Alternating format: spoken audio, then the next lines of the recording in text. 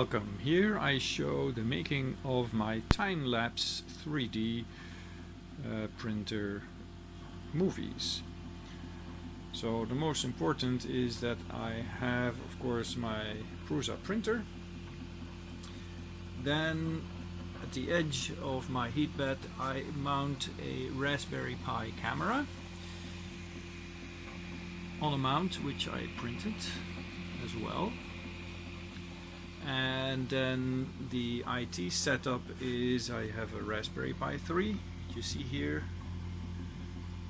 attached with a 60 centimeter flex cable to the camera, and so I can see what is being recorded. I also have a small HDMI monitor which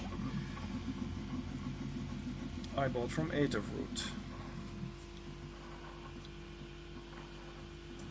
And here I am printing out a 5 degree or 4 degree camera mount.